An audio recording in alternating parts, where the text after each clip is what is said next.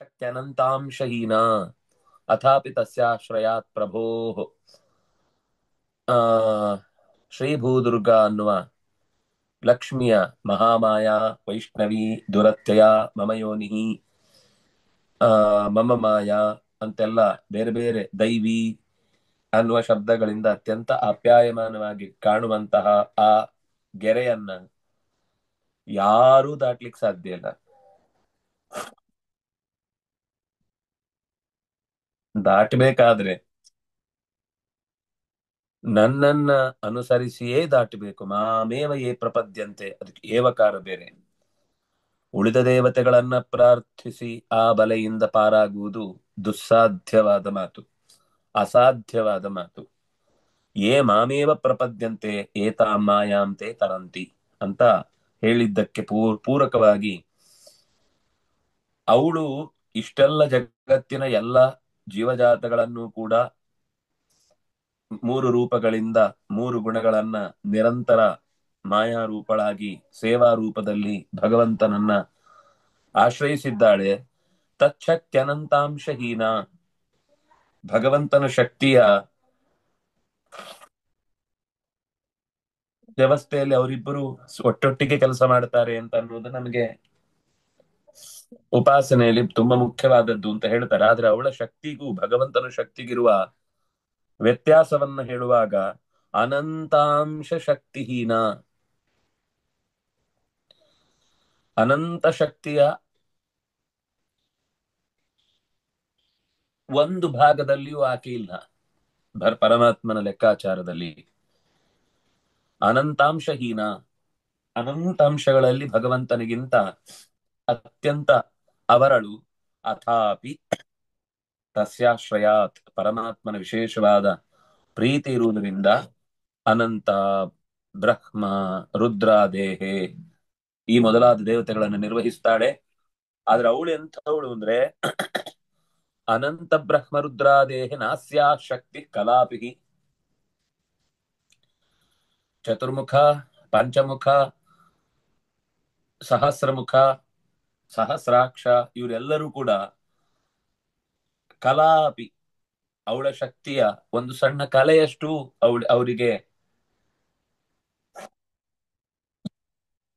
ಅವರನ್ನ ನಿಗ್ರಹಿಸುವ ಅಥವಾ ಅವರ ಶಕ್ತಿಯನ್ನು ಮೀರಿ ಬದುಕುವ ಅವಕಾಶ ಇಲ್ಲ. ಅವರು ಲಕ್ಷ್ಮೀದೇವಿಯ ಕಲೆಯೂ ಅಲ್ಲ ಬ್ರಹ್ಮಾದಿಗಳು. ಅದರಿಂದಾಗಿ ತೇಷಾಂ ದುರತ್ಯಯ. ಆದ್ರೂ ಅಪ್ಯೇಷ ವಿನಾ ವಿಷ್ಣು ಪ್ರಸಾದತಃ, ಆದ್ರೂ ಅವರು ದಾಟ್ತಾರೆ ಯಾವಾಗ ಅಂದ್ರೆ ವಿಷ್ಣು ಪ್ರಸಾದದಿಂದ, ಭಗವಂತನ ಅನುಗ್ರಹ ಇದ್ದಾಗ. ಎಷ್ಟು ಶಕ್ತಿಹೀನರಾಗಿ ಸಾಮಾನ್ಯವಾಗಿ ಬಲಿಷ್ಠರನ್ನ ಗೆಲ್ಲುವುದು ಅಸಾಧ್ಯ.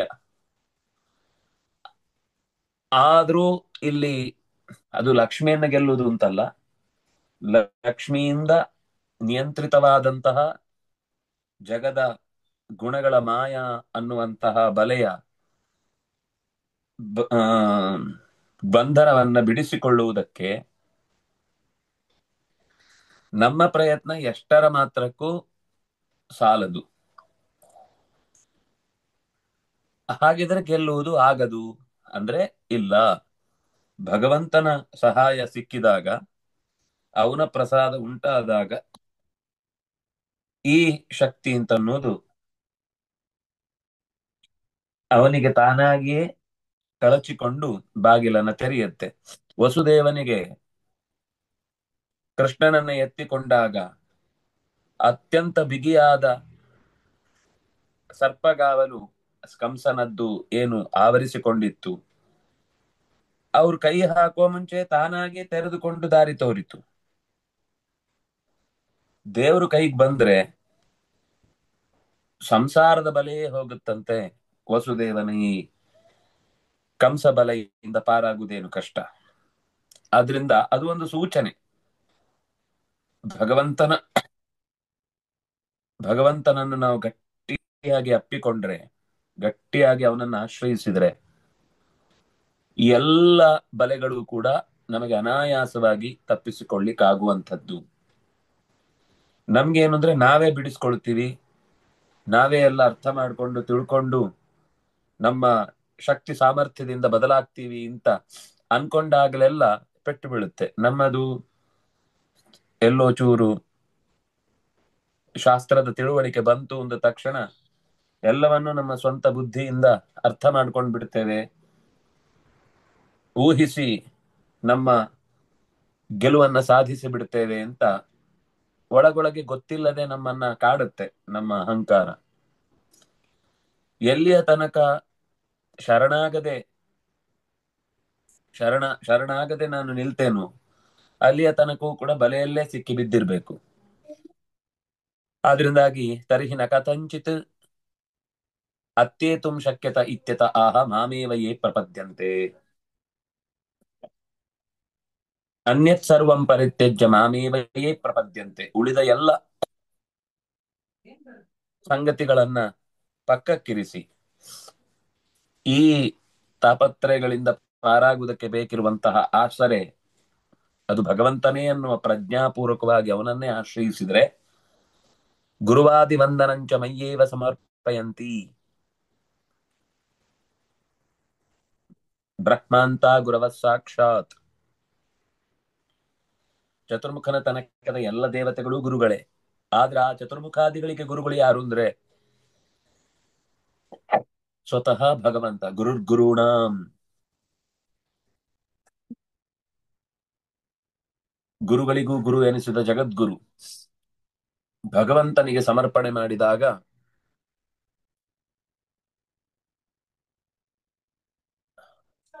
ಸಯೇವ ತತ್ರ ಸ್ಥಿತ್ವ ಗುರುಗಳ ಮೂಲಕ ತಾನು ಗುರುವಾಗಿ ಸಿಕ್ಕಿ ನಮಗೆ ದಾರ ಬಲೆಯನ್ನ ಕಳಚಿಕೊಳ್ಳುವ ದಾರಿಯನ್ನ ಸರಿಪಡಿಸುವ ಒಬ್ಬ ವ್ಯಕ್ತಿ ಎದುರಾಗ್ತಾನೆ. ಅಲ್ಲೂ ನಿಂತು ಭಗವಂತನೇ ನಮಗೆ ಅನುಗ್ರಹ ಕೊಡುವುದು.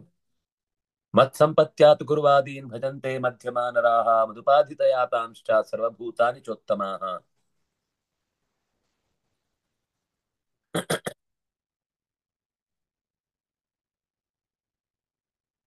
ಮತ್ಸಂಪತ್ಯಾತ್ ಗುರುವಾದೀನ್ ಭಜಂತೆ ಮಧ್ಯಮಾನರಾಹ ಮಧುಪಾಧಿತಯಾತಾಂಶ್ಚ ಸರ್ವಭೂತಾನಿ ಚೋತ್ತಮಾಹ.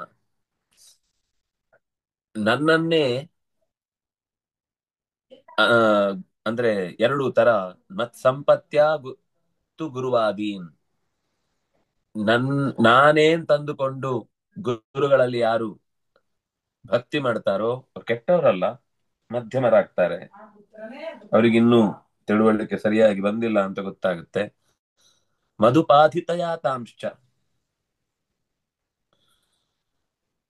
ನನ್ನ ಉಪಾಧಿತಯ ಎಲ್ಲರಲ್ಲೂ ಒಂದು ಗುರುತ್ವ ಇದೆ ಅಂತ ಭಾವಿಸಿ ಸರ್ವಭೂತಾನಿ ಮಧುಪಾಧಿತಯ ಎಲ್ಲ ಭೂತಗಳಲ್ಲೂ ನಾನು ನೆಲೆಸಿದ್ದೇನೆ, ನನಗೆ ಅದು ಗುರುತಿಸಿಕೊಳ್ಳಿಕ್ಕಿರುವ ತಾಣಗಳು ಅಂತ ಎಲ್ಲ ಭೂತಗಳಲ್ಲೂ ಯಾರು ಭಗವಂತನನ್ನ ಕಂಡು ಅಲ್ಲಿ ಗುರುತ್ವವನ್ನ ಗಮನಿಸಿ ಅನು ಅನು ಅನುಗ್ರಹ ಪಡೀಲಿಕ್ಕೆ ಪ್ರಯತ್ನ ಪಡ್ತಾನೋ ಅವನು ಉತ್ತಮ.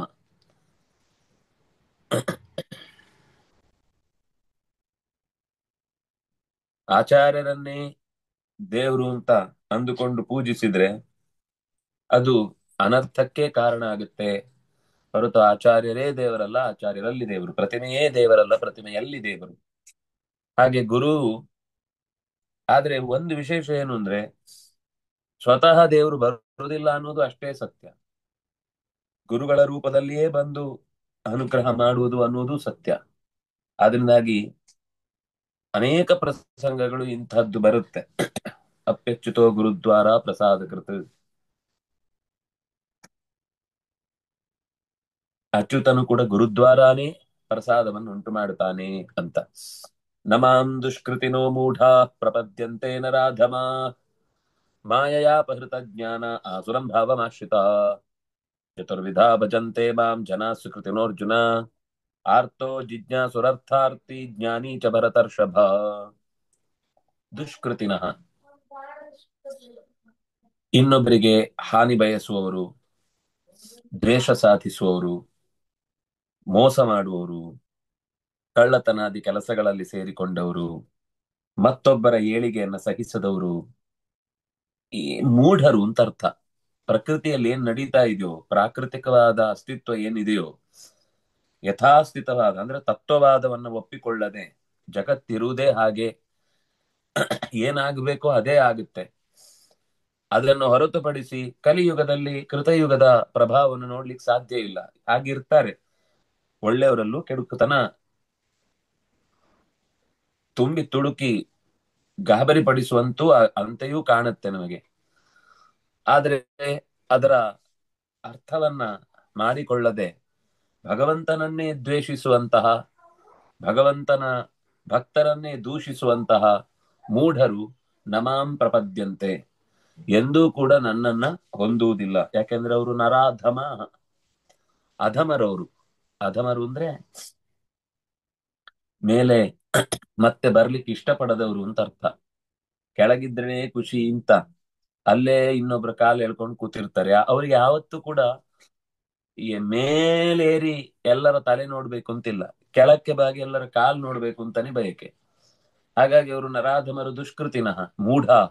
ಮತ್ತೆ ಹೇಳಿದ್ರೆ ಅರ್ಥನೂ ಆಗಲ್ಲ. ಅದೆಲ್ಲ ನಂಗೆ ಗೊತ್ತಿಲ್ಲ, ನೀವೇನೇ ಹೇಳಿ ನಾನ್ ಹೀಗೆ, ನಂದಿದೆ ಆಲೋಚನಾ ಕ್ರಮ, ನಾನು ಇದನ್ನು ಬದಲಾಯಿಸ್ಕೊಳ್ಲಿಕ್ಕೆ ಸಿದ್ಧ ಇಲ್ಲ, ನನಗೆ ಹೀಗೆ ಆಗ್ಬೇಕು, ಹೀಗೆ ಆಗುತ್ತೆ, ಹೀಗೆ ನಾನು ಇರುದು. ಇದೆಲ್ಲ ಮೌಢ್ಯದ ಪರಮಾವಧಿ. ಇದರಿಂದಾಗಿ ಅವ್ರು ನನ್ನನ್ನು ಹೊಂದಲಿಕ್ಕೆ ಕಷ್ಟಪಡ್ತಾರೆ. ಯಾಕೆ ಅವ್ರು ಹಾಗಿದ್ದಾರೆ, ಯಾಕೆ ಅವ್ರು ಹಾಗೆ ಮಾಡ್ತಾರೆ? ಮಾಯೆಯ ಅಪಹೃತ ಜ್ಞಾನ ಆಸುರಂ ಭಾವಮಾಶ್ರಿತಾ. ಇಷ್ಟು ಬಿಡಿಸಿ ಹೇಳಿದ ಮೇಲೂ ಪರಮಾತ್ಮನ ಪಾರಮ್ಯವನ್ನ ಒಪ್ಪಿಕೊಂಡು ಅವನಿಗೆ ಶರಣಾಗಿ ಬದುಕಿದಾಗಲೇ ನಮ್ಮ ಬದುಕಿಗೆ ಶ್ರೇಯಸ್ಸು ಅನ್ನುವ ಅಂಶವನ್ನ ಬಿಡಿಸಿ ಹೇಳಿದ್ರು ಅವರ ತಲೆ ಒಳಗೆ ಅಂತ ಸಂಗತಿಗಳು ಹೊಕ್ಕುವುದೇ ಇಲ್ಲ. ಯಾರೋ ಅವ್ರು ಅಲ್ವೇ ಅಲ್ಲ, ಅವ್ರು ಯಾರೋ ಬೇರೆಯವ್ರ ತರ ಅಂತ ನಮಗೆ ಭ್ರಮೆ ಬರಬೇಕು. ಆ ರೀತಿ ವರ್ತಿಸ್ತಾರೆ. ಅಪಹೃತ ಜ್ಞಾನ, ಅವರ ವಿವೇಕ, ಅವರ ಆಲೋಚನಾ ಶಕ್ತಿ ನಮ್ಮಲ್ಲಿ ಆ ತರೆಬರ್ಬಡಿ ಬಾತೆರ್ಪಣ ಅಂತ ಒಂದು ಅಂತಾರೆ. ಏನ್ ಮಾತಾಡ್ತಾ ಇದ್ದಾರೆ ಅಂತ ಅವರಿಗೂ ಗೊತ್ತಿರಲ್ಲ, ಎದುರುಗಡೆಯವರಿಗೂ ಅರ್ಥ ಆಗಲ್ಲ. ಆದ್ರೆ ಅದ್ರಲ್ಲಿ ಒಂಚೂರು ಜಾಣತನ ಇದ್ರೆ ತುಂಬಾ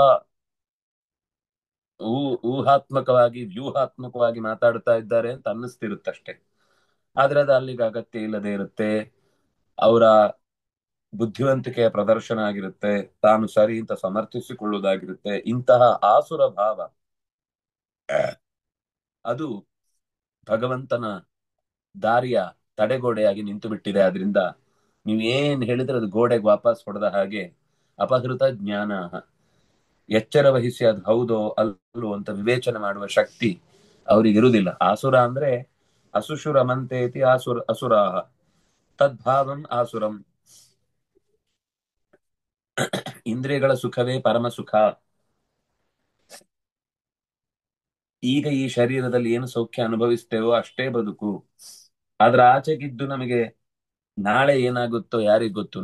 ನಾವೇ ಎಲ್ಲವನ್ನು ಸರಿಪಡಿಸ್ಬೇಕು. ಈ ಹಸು ಅಂದ್ರೆ ನಾನು ಅಂತ ಜೀವ, ನಾನೇ ಎಲ್ಲ, ನನ್ನಿಂದಲೇ ಎಲ್ಲ, ನನ್ನ ಕಾರ್ಯದಿಂದಲೇ ಆಗ್ಬೇಕಾದ್ದು, ನಾನೇ ಇದನ್ನೆಲ್ಲ ಸರಿಪಡಿಸುವುದು, ನನ್ನಿಂದನೇ ಇದೆಲ್ಲವನ್ನು ಕೂಡ ನಿಯಂತ್ರಿಸ್ಲಿಕ್ಕಾಗುವಂಥದ್ದು. ನನ್ನ ನಿಯಂತ್ರಣ ಮೀರಿ ಯಾರು ಎಲ್ಲಿ ಹೇಗೆ ಏನು ಮಾಡ್ತಾರೆ ನೋಡೇ ಬಿಡ್ತೇನೆ ಅಂತನ್ನುವ ಹಿರಣ್ಯಕಶಿಪು ಇರಬಹುದು, ರಾವಣ ಇರಬಹುದು, ಶಿಶುಪಾಲ ಇರಬಹುದು, ದಂತವಕ್ರ ಇರಬಹುದು, ಇನ್ನು ನೂರಾರು ಇಂತಹ ಸಾವಿರಾರು ಉದಾಹರಣೆಗಳು ನಮಗೆ ಸಿಗುತ್ತೆ.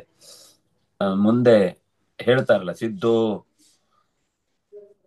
ಅಭಿಜನವಾನಸ್ಮಿ ಕೋನ್ಯೋಸ್ತಿ ಸದೃಶೋಮಯ, ಆಢ್ಯೋಭಿಜನವಾನಸ್ಮಿ ಕೋನ್ಯೋಸ್ತಿ ಸದೃಶೋಮಯ ಅನ್ನುವ ಮಾತುಗಳೆಲ್ಲ ಆಡುವಂತದ್ದೇನಿದೆ. ನನ್ನನ್ನ ಮೀರಿ ಅವನು ಹೇಗೆ ಕೆಲಸ ಮಾಡ್ತಾನೆ, ನನ್ನನ್ನ ಮೀರಿ ನನ್ನ ವಿರುದ್ಧ ಹೇಗೆ ನಿಲ್ತಾನೆ. ಯಾಕಂದ್ರೆ ದೇವರನ್ನು ಕೂಡ ಅವರು ಒಂದಲ್ಲ ಒಂದು ದಿವಸ ನಾನು ಸೋಲಿಸ್ತೇನೆ ಅಂತ ಅನ್ಕೊಂಡೇ ಜೀವನದ ಕೊನೆಯ ಕ್ಷಣವನ್ನು ಕೂಡ ಎದುರಿಸ್ತಾ ಇರ್ತಾರೆ. ಅದ್ ನಾವು ಅಷ್ಟು ದೊಡ್ಡದು ಯೋಚನೆ ಮಾಡದೇ ಇರ್ಬೋದು. ಆದ್ರೆ ನಮ್ದು ಕೆಲವೊಂದು ಅಂತದ್ದೇ ಆಸುರ ಭಾವ ಇದೆ. ನಾವು ಹೇಳ್ಕೊಳ್ಳೋದು ಇರ್ಬೋದು, ಎಷ್ಟು ಶಾಸ್ತ್ರ ಚಿಂತನೆ ಇಂಥದ್ದು ಅಂತದ್ದು ಎಲ್ಲ ಮಾಡ್ತಾ ಇದ್ರು ಕೂಡ ನಮ್ಮೊಳಗೂ ಇಂತಹ ಆಸುರ ಪ್ರಜ್ಞೆ ಅವಾಗ ಅವಾಗ ಜಾಗೃತವಾಗ್ತಾ ಇರುತ್ತೆ. ನಾನೇ ಎಲ್ಲವನ್ನ ನಿಯಂತ್ರಿಸಿ ಸರಿ ಮಾಡಿಬಿಡ್ತೇನೆ, ನನ್ನಿಂದಲೇ ಇದೆಲ್ಲವೂ ಕೂಡ ನಡೀತಾ ಇರುವುದು, ಈ ಸಂಸ್ಥೆ ನಾನಿಲ್ದೇ ಇದ್ರೆ ನಡೀತಾನೆ ಇರ್ಲಿಲ್ಲ, ನನ್ನ ಕೊಡುಗೆ ಇದಕ್ಕೆ ಎಷ್ಟಿದೆ, ಅಂತ ನಿರಂತರವಾಗಿ ನಾವು ಮಾತಾಡ್ತಾ ಇರ್ತೇವೆ. ಆದ್ರೆ ಅದಕ್ಕೆ ಬೇಕಿರುವ ಅನುಭವ ಇದೆಯೋ, ಹಿನ್ನೆಲೆ ಇದೆಯೋ, ಆಮ್, ನಾವು ಮಾಡ್ತಾ ಇರುವ ಕ್ರಿಯಾ ಕಲಾಪಗಳು ನಮ್ಮ ಕೆಳಗಿನವರಿಗೆ ಅದು ಒಪ್ಪಿಗೆ ಆಗ್ತಾ ಇದೆಯೋ, ಅವರ ಮನಸ್ಸನ್ನ ಅದು ಹೇಗೆ ಪರಿಣಾಮ ಬೀರ್ತಾ ಇದೆ, ಅವ್ರ ಮೇಲೆ ಹೇಗೆ ಪರಿಣಾಮ ಬೀರ್ತಾ ಇದೆ, ಇದ್ಯಾವುದನ್ನು ಯೋಚಿಸ್ಲಿಕ್ಕೆ ತಯಾರಿಲ್ಲ. ಒಂಥರ ಸರ್ವಾಧಿಕಾರವೂ ಆಗಿರಬಹುದು, ಅಥವಾ ಒಂಥರ ಕಂತ್ರಿತನವೂ ಆಗಿರ್ಬೋದು. ಇದು ಆಸುರ ಭಾವದ ದುರಾ ಆಮ್, ದುರುದ್ದೇಶ ಅವನನ್ನ ದೇವರಿಂದ ದೂರ ಮಾಡ್ತಾ ಹೋಗುತ್ತೆ. ಇದು ಒಟ್ಟಂತೂ ದೇವರ ಸಾಮೀಪ್ಯವನ್ನ ಅನುಭವಿಸ್ಲಿಕ್ಕಾಗದ ಜನರ ಬಗೆಗಿನ ಮಾತನ್ನ ಹೇಳಿದ್ರೆ, ಮತ್ತೆ ಅಂದ್ರೆ ಒಟ್ಟು ಇದನ್ನ ಯಾಕೆ ಹೇಳಿದ್ರು ಅಂದ್ರೆ, ಪ್ರಧಾನವಾಗಿ ದೇವರನ್ನ ಸೇರ್ಲಿಕ್ಕಾಗದಂತಹ ಸ್ಥಿತಿ ಯಾಕೆ ಬರುತ್ತೆ, ಏನು ಕಾರಣ ಅನ್ನೋ ಪ್ರಶ್ನೆಗೆ ಉತ್ತರ ಕೊಟ್ರು. ಅಪಹೃತ ಜ್ಞಾನ, ಅವರ ತಿಳುವಳಿಕೆಯನ್ನ ತಿಳಿವನ್ನ ಹೊಂದುವ ಶಕ್ತಿಯೇ ನ್ಯೂನವಾಗಿರುತ್ತೆ. ಬುದ್ಧಿ ಯಾವುದನ್ನು ಸ್ವೀಕರಿಸುವುದಿಲ್ಲ. ಪೂರ್ವಾಗ್ರಹ ಪೀಡಿತರಾಗಿ ಇದೇ ಸರಿ, ಹೀಗೆ ಆಗ್ಬೇಕು, ನಾನು ಅನ್ಕೊಂಡದ್ದೇ ಆಗ್ಬೇಕು, ನನ್ನಿಂದಲೇ ಆಗ್ಬೇಕು ಅಂತ ಅನ್ನೋದೇ ಆ ಅಜ್ಞಾನದ ಅಥವಾ ಅಪಹೃತ ಜ್ಞಾನದ ದುರವಸ್ಥೆ. ಸರಿ, ನನ್ನನ್ನು ಹೊಂದುವಂತವ್ರು ಏನಿದ್ದಾರೆ, ಹೇಗಿದ್ದಾರೆ ಅನ್ನೋದಕ್ಕೆ ಮತ್ತೆ ಯಾರಿಗೆ ಅರ್ಥ ಆಗುತ್ತೆ, ಅಥವಾ ಯಾರು ನನ್ನ ಭಕ್ತರು ಅಂತ ಅನಿಸಿಕೊಳ್ತಾರೆ ಅಂದ್ರೆ, ಚತುರ್ವಿಧ ಭಜಂತೆ ಮಾಂ ಜನ ಸುಕೃತಿನೋರ್ಜುನ ಆರ್ತೋ ಜಿಜ್ಞಾಸುರರ್ಥಾರ್ಥಿ ಜ್ಞಾನಿ ಚ ಭರತರ್ಷಭ. 4 ತರದ ಮಂದಿ ಇದ್ದಾರೆ. ಸುಕೃತಿಗಳು, ಒಳ್ಳೆ ಕೆಲಸ ಮಾಡ್ತಿರ್ತಾರೆ, ನನ್ನನ್ನೇ ಆರಾಧನೆ ಮಾಡ್ತಾ ಇರ್ತಾರೆ. ಹೇ ಅರ್ಜುನ, ಕೆಲವರು ಕಷ್ಟ ಬಂದಾಗ ದೇವ್ರ ನೆನಪಾಗುತ್ತೆ. ಅವ್ರಿಗೆ ದೇವ್ರಿದ್ದಾನೆ ಗೊತ್ತಿದೆ, ಆದ್ರೆ ಕಷ್ಟ ಬಂದಾಗ ಮಾತ್ರ ನೆನಪಾಗುತ್ತೆ. ಇನ್ನು ಅವ್ರು ಪಕ್ವ ಆಗಿರುವುದಿಲ್ಲ ಅಂತ ಅರ್ಥ. ಇನ್ನೊಬ್ಬ ಜಿಜ್ಞಾಸು, ಏನಿದೆ ಅಂತ ತಿಳ್ಕೊಳ್ಬೇಕು ಅನ್ನೋ ಕುತೂಹಲ. ಹಸಿವಿನ ಮಟ್ಟ ಎತ್ತರದಲ್ಲಿರುತ್ತೆ, ಆದ್ರೆ ಅದು ಹಸಿವು ಹಿಂಗುವ ಹಾಗೆ ಉಣ್ಣುವುದೇ ಇಲ್ಲ. ತಕ್ಷಣಕ್ಕೆ ಏನೋ ಒಂದು ಗೊತ್ತಾಯ್ತು ಅಂದ ತಕ್ಷಣ ಅದನ್ನ ತಗೊಂಡೋಗ್ಬಿಡ್ತಾನೆ. ಇಂದ್ರ ಮತ್ತೆ ಪುರೋಚನ ಇದ್ದ ಹಾಗೆ. ಚತುರ್ಮುಖ ಏನೋ ಒಂದು ಪಾಠ ಮಾಡಿದ ತಕ್ಷಣ ಪುರೋಚನ ಅರ್ಥ ಆಯ್ತು ಅನ್ಕೊಂಡು ಸೀದು ಹೋದ. ಆದ್ರೆ ಇಂದ್ರ ಮತ್ತೆ ವಾಪಸ್ ಬಂದು ಕೇಳ್ತಾನೆ, ಇದು ಹೀಗೆ ಅರ್ಥ ಆದ್ರೆ ತಪ್ಪ ಅರ್ಥ ಆಗುತ್ತಲ್ವಾ, ನನಗೂ ಭಗವಂತನಿಗೂ ಇಷ್ಟು ಅಂತರ ಇರುವುದು ನಮ್ಗೆ ಸ್ವಂತ ಅನುಭವಕ್ಕೆ ಇರುವಾಗ, ಯಾರದ್ದೋ ಇನ್ನು ಮುಂದೆ ಬರುವವರ ಅನುಭವವನ್ನು ಇಟ್ಟುಕೊಂಡು ಅಥವಾ ಇನ್ಯಾವತ್ತೋ ಆಗತ್ತೆ ಅಂತ ಸುಮ್ಮನೆ ನಮ್ಮನ್ನ ಬೇಸ್ತು ಬೀಳಿಸುವಂತಹ ಮಾತುಗಳಿಂದ ಈಗಿನ ಅನುಭವವನ್ನು ನಿರಾಕರಿಸಿ ಬದುಕುವುದು ಏನರ್ಥ ಇದೆ? ಅದನ್ನಾಗಿ ಜಿಜ್ಞಾಸೆಗೆ ಸರಿಯಾದ ಉತ್ತರ ಸಿಗಬೇಕು ಅಂತ ಹುಡುಕುವವ 2ನೇವ. 3ನೇವನು ಅರ್ಥಾರ್ಥಿ, ನನಗೀಗ ದುಡ್ಡು ಬೇಕು, ಜೀವನದಲ್ಲಿ ನೆಮ್ಮದಿ ಬೇಕು, ನಾನು ಒಳ್ಳೆಯ ದೊಡ್ಡ ಸ್ಥಾನವನ್ನ ಏರಿ ಕೀರ್ತಿ, ಧನ, ಜನ ಎಲ್ಲವನ್ನು ಸಂಪಾದಿಸಬೇಕು ಅಂತಿರುವಂತವನು ಅರ್ಥಾರ್ಥಿ. ಇನ್ನೊಬ್ಬ ಜ್ಞಾನಿ. ಜಿಜ್ಞಾಸು ಅಂದ್ರೆ ಏನಿದೆ ಅಂತ ತಿಳ್ಕೊಳ್ಳೋಣ ಅಂತ, ಅರ್ಥಾರ್ಥಿ ತಿಳ್ಕೊಳ್ಳೋಣ ಅಂತ, ಜ್ಞಾನಿ ತಿಳಿದವ. ಏನೋ ಇದೆ ತಿಳಿಬೇಕು ಅಂತಿದ್ರೆ ಅರ್ಥಾರ್ಥಿ, ಅದರ ಅರ್ಥವನ್ನೇ ತಿಳಿಬೇಕು ಅಂತ. ಇದಕ್ಕೆ ಅರ್ಥ ಇದೆ, ಅದನ್ನ ನಾನು ತಿಳಿಬೇಕು. ಇನ್ನು ಅರ್ಥ ಇದೆಯೋ ಇಲ್ವೋ ಅಂತ ಇನ್ನು ಕುತೂಹಲದಲ್ಲೇ ಇರುವವನು. ಅದಕ್ಕಿಂತ ಮುಂಚೆ ಅವನಿಗೆ ಅರ್ಥ ಗಿರ್ತ ಎಲ್ಲ ಗೊತ್ತೇ ಇಲ್ಲ. ಅವನಿಗೆ ಈ ಕಷ್ಟ ಇದೆ, ಕಷ್ಟ ಪರಿಹಾರ ಆಗ್ಬೇಕು. ದೇವ್ರಿದ್ದಾನೆ ಅಂತ ಗೊತ್ತಿದಷ್ಟೇ ಹೊರತು ಅವನು ಯಾಕಿದ್ದಾನೆ, ಅವನನ್ನ ಇಟ್ಕೊಂಡು ಏನ್ ಮಾಡ್ಬೇಕು, ನಮ್ಮ ಜೀವನದ ಗತಿ ಏನು, ಇದು ಯಾವ್ದು ಗೊತ್ತಿಲ್ಲ. ಅದ್ರಲ್ಲಿ ಸ್ಟೆಪ್ 1. ಸ್ಟೆಪ್ 2 ಏನಿದೆ ಅಂತ ತಿಳ್ಕೊಳ್ಳೋಣ ಅಂತ. ಇದೆ, ಅದು ಏನು ಅಂತ ಗೊತ್ತಾಗ್ಬೇಕು ಅಂತ. 3ನೇವನು ಇದೆ, ಗೊತ್ತಿದೆ, ಆದ್ರಿಂದಾಗಿ ದೇವರನ್ನು ಪ್ರೀತಿಸ್ತೇನೆ ಅಂತ. ಹೀಗೆ 4 ತರದ ಭಕ್ತರ ಪ್ರವೃತ್ತಿಯನ್ನ ಈ ಪದ್ಯ ಹೇಳುತ್ತೆ. ತರ್ಹಿ ಕಿಮಿತಿ ಸರ್ವೇ ನಾಟ್ಯಾಯನ್ ಇತ್ಯತ ಆಹ ನಮಾಂ.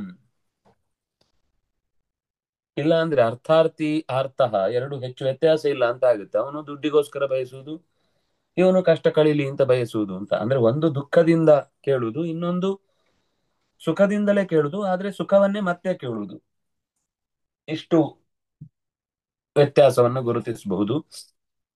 ಆ ದುಷ್ಕೃತಿತ್ವಾತ್ ಮೂಢ, ಕೆಟ್ಟ ಕೆಲಸ ಮಾಡಿದ್ದಾರೆ, ಆದ್ರಿಂದಾಗಿ ಬುದ್ಧಿ ಸ್ಟಾಪ್ ಆಗ್ಬಿಟ್ಟಿದೆ, ವರ್ಕೇ ಆಗ್ತಿಲ್ಲ. ಅತೇವ ನರಾಧಮ, ಸ್ವಾರ್ಥ, ಅಸೂಯೆ, ದ್ವೇಷ, ಸುಳ್ಳು, ಇಂಥ ಬೇರೆ ಬೇರೆ ಅಲ್ಲಿ ಎಲ್ಲ ಒಟ್ಟಿಗೆ ಸೇರಿರುತ್ತೆ. ಯಾವುದೋ ಒಂದೊಂದು ಇರುತ್ತೆ ಒಬ್ಬೊಬ್ರಲ್ಲಿ. ಸುಳ್ಳಿರುತ್ತೆ, ಆಸೆ ಇರುತ್ತೆ, ಕೀರ್ತಿಯ ವ್ಯಾಮೋಹ ಇರುತ್ತೆ, ಏನೋ ಒಂದಿರುತ್ತೆ. ಆದ್ರೆ ಉಳಿದಂತೆ ಇನ್ಯಾವುದೋ ಒಂದು ಗುಣದಲ್ಲಿ ಅದು ಬೇಡ ಅನ್ನುವ ಎಚ್ಚರ ಇರುತ್ತೆ. ಇದು ಹಾಗಲ್ಲ. ಎಲ್ಲಾ ರೀತಿಯಿಂದಲೂ ದುಷ್ಕೃತಿಗಳನ್ನೇ ಮಾಡುವುದರಲ್ಲಿ ತಮ್ಮ ಹೆಗ್ಗಳಿಕೆಯನ್ನು ಹೇಳಿಕೊಂಡು ತಿರುಗುವವರೇ ನರಾಧಮರು. ಅಪಹೃತ ಜ್ಞಾನತ್ವಾತ್ ಮೂಢಾಹ, ದುಷ್ಕೃತಿತ್ವಾತ್ ಮೂಢಾಹ, ಅಪಹೃತ ಜ್ಞಾನತ್ವಾತ್ ಮೂಢಾಹ. ಕೆಟ್ಟ ಕೆಲಸ ಅನ್ನೋದವರನ್ನ ಮೌಢ್ಯಕ್ಕೆ ತಳ್ಳಿದೆ. ಅದೇ ರೀತಿ ಜ್ಞಾನವೂ ಕೂಡ ಮರೆಯಾದ್ದರಿಂದ ಮೌಢ್ಯ ಅವರನ್ನು ಆವರಿಸಿಕೊಂಡಿದೆ. ಅತಏವ ಆಸುರಂ ಭಾವಂ ಆಶ್ರಿತಾಹ. ಆದ್ದರಿಂದಲೇನೆ ಆಸುರ ಅಂದ್ರೆ ಇಷ್ಟೇ, ಕೆಟ್ಟ ಕೆಲಸ ಮಾಡುವವರು. ಅವರೇನು ಕೋಡು ದಾಡೆ ಇಟ್ಕೊಂಡು ಬರಬೇಕಾಗಿಲ್ಲ, ಅಥವಾ ಕೆಂಪು ಕಣ್ಣು ಹೊತ್ಕೊಂಡೇ ಬರಬೇಕಾಗಿಲ್ಲ, ಕೋಣದ ಮೇಲೋ ಎಮ್ಮೆ ಮೇಲೇನೋ ಕೂತು ಬರಬೇಕಾಗಿಲ್ಲ, ಆಡನ್ನು ಹಿಡ್ಕೊಂಡು ಕುಣಿಬೇಕಾಗಿಲ್ಲ. ಅವರ ವರ್ತನೆ ಮಾತ್ರ ಆಸುರದ್ದಾಗಿರುತ್ತೆ, ತಿಳುವಳಿಕೆ ತೆಪ್ಪಗಿರುತ್ತೆ.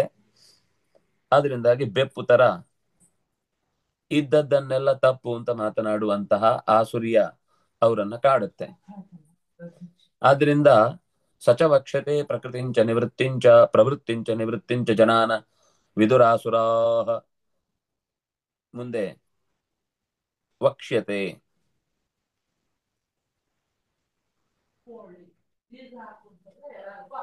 ಪ್ರವೃತ್ತ ಮಾರ್ಗ, ನಿವೃತ್ತ ಮಾರ್ಗ, ಈ ವಿಷಯದಲ್ಲಿ ಏನೂ ಪ್ರಜ್ಞೆ ಇಲ್ಲದೆ ಅವರಿಗೆ ಏನ್ ಮಾಡ್ಬೇಕು ಏನ್ ಮಾಡಬಾರದು ಅಂತವೇ ಗೊತ್ತಿರುವುದಿಲ್ಲ. ಅಪಹಾರ, ಅಭಿಭವ, ಸೋಲು. ಉಕ್ತಂಚೈತದ್ವ್ಯಾಸ ಯೋಗೆ ಜ್ಞಾನಂ ಸ್ವಭಾವೋ ಜೀವಾನಾಂ ಮಾಯೆಯ ಅಭಿಭೂಯತೆ, ಮರೆಯಾಗುವುದು ಅಂತ ಅರ್ಥ. ಅಪಹಾರ ಅಂದ್ರೆ ಅಲ್ಲಿ ಹಿಂದೆ ಅಪಹೃತ ಜ್ಞಾನ ಅಂತ ಬಂತಲ್ಲ, ಏನು ಅಪಹಾರ ಅಂದ್ರೆ ಅಭಿಭವ ಅಂದ್ರೆ ಮರೆಯಾಗುವುದು. ಇಲ್ಲ, ಅದು ಯಾರೋ ಕದ್ಕೊಂಡೋಗಿ ಜ್ಞಾನ ಮತ್ತೆ ಬರದಂತ ಆಗುವುದಲ್ಲ. ಅಭಿಭವ ಅಂತಂದ್ರೆ ಅವರಿಗೆ ಆಗ ಅದು ಅಭಿವ್ಯಕ್ತಿ ಆಗ್ಲಿಕ್ಕೆ ಅವಕಾಶವೇ ಸಿಗುದಿಲ್ಲ, ಅಥವಾ ಏನು ಇರುತ್ತೋ ಅದೇ ಅಭಿವ್ಯಕ್ತಿ ಆಗ್ತಾ ಇರುತ್ತಷ್ಟೇ.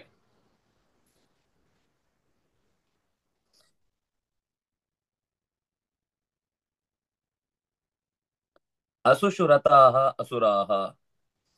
ಅಸು ಅಂದ್ರೆ ಇಂದ್ರಿಯಗಳು, ಅಸು ಅಂದ್ರೆ ಪ್ರಾಣ, ಅಸು ಅಂದ್ರೆ ಜೀವ.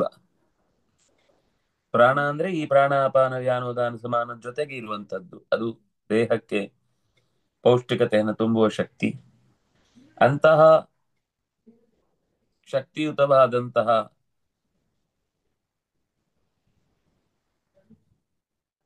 ವ್ಯವಸ್ಥೆಯನ್ನ ಜಗತ್ತಿನಲ್ಲಿ ದುರುಪಯೋಗಪಡಿಸಿಕೊಳ್ಳುವರಾದಾಗ ಅವರು ಅಸುರರಾಗ್ತಾರೆ. ಉಕ್ತಂಚ ನಾರದೀಯೇ ಜ್ಞಾನ ಪ್ರಧಾನ ದೇವಾಸ್ತು ಅಸುರಾಸ್ತುರತ ಅಸೌ. ಹೊರಗಿನ ಪ್ರಾಪಂಚಿಕ ವಸ್ತುಗಳ ಸೌಖ್ಯವನ್ನೇ ಆಶ್ರಯಿಸಿಕೊಂಡು ಇಂದ್ರಿಯಗಳಿಂದ ಲಭ್ಯವಾಗುವಂತಹ ಸುಖವೇ ಪರಮ ಸುಖ ಅಂತ ಭಾವಿಸಿ ವ್ಯವಸ್ಥೆಯ ಸುತ್ತ ಏನ್ ನಡೆಯುತ್ತೋ ಅದು ತಮಗೆ ಬೇಕಾದ ಹಾಗಿರಬೇಕು ಅಂತ ಯೋಚಿಸುವವರು ಅಸುರರು. ವ್ಯವಸ್ಥೆ ಹೇಗಿದೆಯೋ ಹಾಗೆ ನಡೀಲಿ, ಎಲ್ಲರಿಗೂ ಒಳ್ಳೇದಾಗ್ಲಿ ಅಂತ ತಿಳುವಳಿಕೆಯಿಂದ ಕೂಡಿದ ವ್ಯವಸ್ಥೆ ಯಾವುದಾಗುತ್ತೋ ಅದು ದೇವತಾ.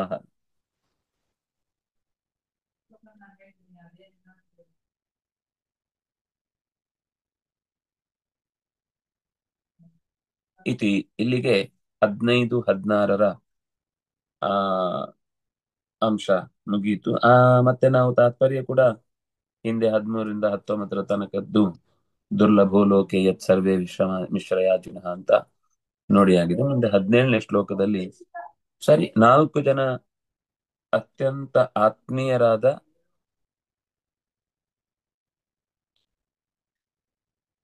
ಬಹಳ ವಿಶಿಷ್ಟವಾದ ರೀತಿಯಲ್ಲಿ ಅದನ್ನು ಪರಿಚಯಿಸಿದ್ರು. 4 ತರದ ವ್ಯಕ್ತಿತ್ವ ಇದ್ದಾರೆ. ಅದರಲ್ಲಿ ನಿಮ್ಗೆ ಯಾವ್ದು ಇಷ್ಟ? ಎಲ್ಲನೂ ಇಷ್ಟ ಅಂತ ಹೇಳಿದ್ರೆ ಅದು ನಮ್ಮ ವಾದ ಆಯ್ತು, ನಮ್ಗೆ ಎಲ್ಲವೂ ಸಿಕ್ಕಿದ್ರೆ ಸಿಕ್ಕಿಬಿಡ್ಲಿ ಅಂತ. ಇದು ಸಿಕ್ಕಿದೆ, ಇದು ಚೆನ್ನಾಗಿದೆ ಅಂತ ಹೇಳಿದ್ರೆ ಕೊನೆಗೆ ಇದ್ದದ್ದು ಕೊಡದೇ ಇದ್ರೆ ಅಂತ. ಭಗವಂತನಿಗೆ ಹಾಗೇನಿಲ್ಲ, ಅವ್ನು ನೇರವಾಗಿ ಹೇಳ್ತಾನೆ ಅದರಲ್ಲಿ ಯಾರು ಶ್ರೇಷ್ಠ. ತೇಷಾಂ ಜ್ಞಾನಿ ನಿತ್ಯಯುಕ್ತ ಏಕಭಕ್ತಿರ್ವಿಶಿಷ್ಯತೆ ಪ್ರಿಯೋ ಹಿ ಜ್ಞಾನೋತ್ಯರ್ಥಂ ಅಹಂ ಸ ಚ ಮಮ ಪ್ರಿಯ ಉದಾರಾಃ ಸರ್ವ ಏವೈತೆ ಜ್ಞಾನಿ ತ್ವಾತ್ಮೈವ ಮೇ ಮತಂ ಆಸ್ಥಿತಃ ಸ ಹಿ ಯುಕ್ತಾತ್ಮ ಮಾಮೇವಾನುತ್ತಮಾಂ ಗತಿಂ. ತುಂಬಾ ಒಳ್ಳೆಯ ಮಾತು. ಅವರಲ್ಲಿ ನನಗೆ ಜ್ಞಾನಿ ಬಹಳ ಇಷ್ಟ, ನಿತ್ಯಯುಕ್ತನಾದ್ರಿಂದಾಗಿ ನಿರಂತರ ಪ್ರತಿಯೊಂದು ಕಾರ್ಯದ ಹಿಂದೆ ಇರುವ ತತ್ವದ ಎಚ್ಚರಿಕೆಯ ಜೊತೆಗೆ ಅದನ್ನ ಆಶ್ರಯಿಸಿದ್ದಾನೆ. ಅದರಿಂದಾಗಿ ಏಕಭಕ್ತಿರ್ ವಿಶಿಷ್ಯತೆ, ಒಬ್ಬನಿಗೆ ಪರಿಪೂರ್ಣವಾದ ರೀತಿಯಲ್ಲಿ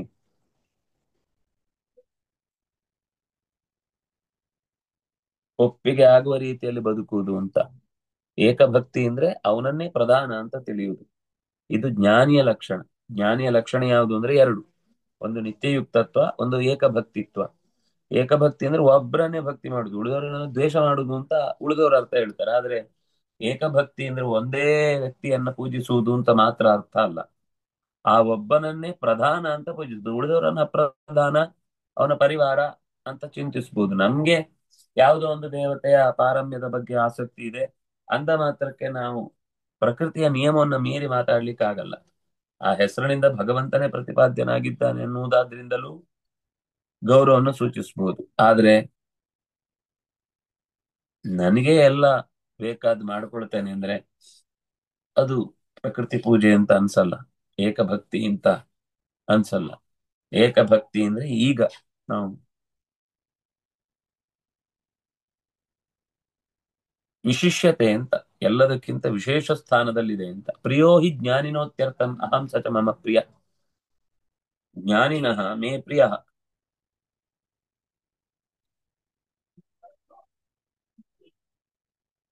ಅತ್ಯರ್ಥಂ ಅಹಂ ಸಚ ಮಮ ಪ್ರಿಯ.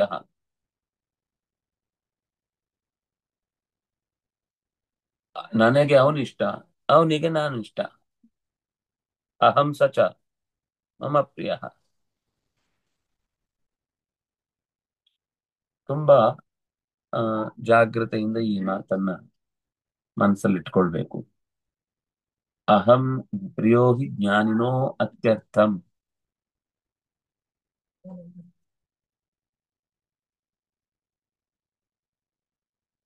ನನ್ನ ಪ್ರಿಯ ಅಂತ ದೇವರು ಹೇಳಿದ್ದು ಜ್ಞಾನಿಯನ್ನ. ಜ್ಞಾನಿಗಳಿಗೆ ನಾನು ಪ್ರಿಯ, ನನಗೆ ಜ್ಞಾನಿಗಳು ಪ್ರಿಯ. ಆ ನನಗೆ ತುಂಬಾ ಪ್ರಿಯ, ಅವರೆಷ್ಟು ಪ್ರೀತಿಸ್ತಾರೋ ಗೊತ್ತಿಲ್ಲ. ಅತ್ಯರ್ಥಮಹಂ ಪ್ರಿಯ.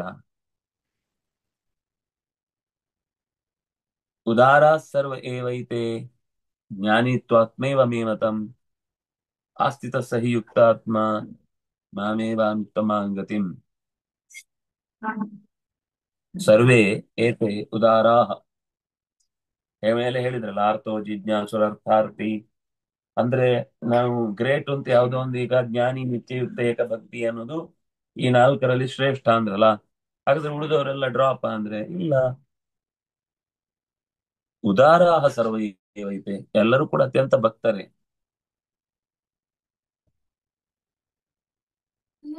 ಜ್ಞಾನೀತು ಆತ್ಮೈವ ಮೇವತ, ನನ್ನ ಅಂತರಂಗದ ಭಕ್ತ. ಅಂದ್ರೆ ನಾವು ಹೇಳ್ತೇವೆ ಕೆಲವರಿಗೆ ಬಲಗೈ ಎಡಗೈ, ಅಂದ್ರೆ ಸ್ವಲ್ಪ ಅವ್ಯವಸ್ಥೆ ಭಾಷೆಯಲ್ಲಿ. ಅದು ಬಿಟ್ಟರೆ ಲೋಕದ ಭಾಷೆಯಲ್ಲಿ ಎಲ್ಲವೂ ಅವರಿಂದಲೇ ಸಿಗುತ್ತೆ ಅನ್ನೋ ಅರ್ಥವನ್ನು ಹೇಳುವಾಗ ಭಗವಂತನಿಗೆ ಬೇಕಿರುವಂತಹ ಶುದ್ಧ ಭಕ್ತಿಯನ್ನ ಈ ಜ್ಞಾನಿ ಒದಗಿಸ್ತಾನೆ. ಅದರಿಂದಾಗಿ ಆ ಭಕ್ತಿಯಿಂದಲೇ ದೇವರನ್ನ ಪ್ರೀತಿಸ್ತಾನೆ. ಹಾಗಂತೇಳಿ ಅವನು 24 ಗಂಟೆ ಅವನು ಇದ್ದಾಗ ಅವನ ಜೊತೆಗೆ ಇರ್ಬೇಕು ಅಂತಿಲ್ಲ. ಅದು ಎಲ್ಲಿದ್ರೂ ಭಗವಂತನಲ್ಲಿ ಪ್ರಜ್ಞೆ ಇದ್ರೆ ಅದು ಭಗವಂತನಿಗೆ ಜ್ಞಾನಪೂರ್ವಕವಾಗಿ ಕೊಡುವಂತಹ, ನಮ್ಮನ್ನೇ ನಾವು ಕೊಟ್ಟುಕೊಳ್ಳುವಂತಹ ಶರಣಾಗತಿಯ ಕ್ರಮ. ಆಸ್ಥಿತ ಸಹಿ ಯುಕ್ತಾತ್ಮ ಮಾಮೇವಾನುತ್ತಮಾಂ ಗತಿಂ.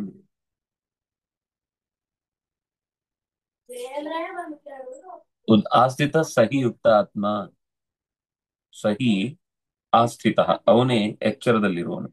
ಯುಕ್ತ ಆತ್ಮ, ಪರಮಾತ್ಮನಲ್ಲಿ ವಿಶೇಷವಾದ ಸಂಬಂಧವನ್ನು ಹೊಂದಿದವನು. ಮಾಮೇವ ಉತ್ತಮಾಂ ಗತಿಂ, ನನ್ನನ್ನೇ, ನಾನು ತೋರುವ ಉತ್ತಮ ಗತಿಯನ್ನೇ ಆತ ಹೊಂದುತ್ತಾನೆ. ಆತ್ಮೈವ ಮೇಮತಂ ಅನ್ನುವ ಶಬ್ದವನ್ನು ಕೇಳುವಾಗ ಓ, ನಾನೇ ಅವನು ಅಂತ ಹೇಳಿದ ಹಾಗೆ ಕಾಣುತ್ತಾ ಇರುತ್ತೆ.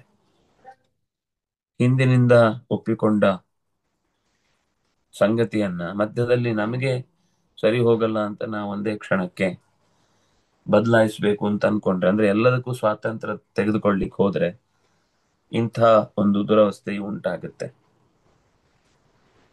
ಆದ್ರಿಂದ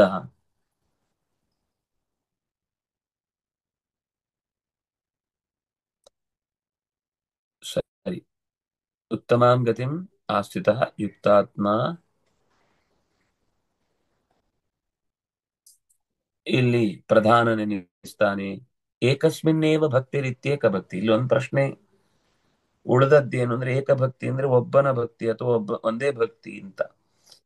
ಅದು ಹೌದು ಅಂತ. ಏಕಸ್ಮಿನ್ನೇವ ಭಕ್ತಿ, ಉಳಿದವರಲ್ಲೆಲ್ಲ ಗೌರವ ಆದರ.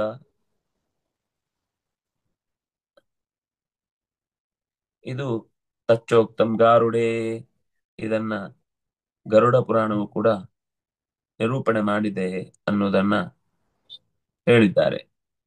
ಮಯ್ಯೇವ ಭಕ್ತಿರ್ನಾನ್ಯತ್ರ ಏಕಭಕ್ತಿ ಸೌಚ್ಯತೆ.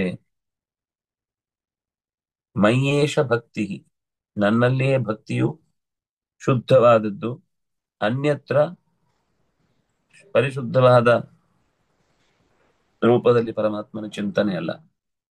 ಇನ್ ಹೇಗೇಗೋ ಮಾಡಿದ್ರೆ ಅದು ಏಕಭಕ್ತಿ ಆಗುದಿಲ್ಲ. ಯಾಕಂದ್ರೆ ಲಾಭಕ್ಕಾಗಿ ಯಾವುದೋ ಒಂದು ದೇವರನ್ನ ಹೇಳಿದ ಹಾಗೆ ಇನ್ಯಾವುದೋ ಒಂದು ದೇವಶಕ್ತಿಯಿಂದ ಇದನ್ನ ಮಾಡ್ತಾ ಇದ್ರೆ ಅದು ಬಾಳುವುದಿಲ್ಲ ಬಹಳ ದಿನ. ಆದ್ರೆ ಯಾವುದು ಭಗವಂತನ ಭಕ್ತಿಯಿಂದ ಕೂಡಿದ ಶಕ್ತಿ ಇರುತ್ತೆ, ಅದು ಅಸಾಧಾರಣವಾದ ಭಕ್ತಿ ಮತ್ತು ಏಕಶಕ್ತಿ ಅಂದ್ರೆ ಅದೇ. ತೇಷಾಂ ಜ್ಞಾನಿ ನಿತ್ಯಯುಕ್ತ. ಎರಡು ಸಾಲು ಕೂಡ ಜ್ಞಾನದ ಮಹತ್ವವನ್ನು ಹೇಳುತ್ತೆ. ಮತ್ತೆ ಜ್ಞಾನ ಅಂದ್ರೆ ಸುಮ್ಮನೆ ತಲೆಯಲ್ಲಿ ಗೂಗಲ್ ನಿಂದ ತೆಗೆದು ಹಾಕಿಕೊಂಡ ಇನ್ಫಾರ್ಮೇಶನ್ ಅಲ್ಲ, ಪುಸ್ತಕ ಓದಿದ ಸಂಗತಿ ಅಲ್ಲ.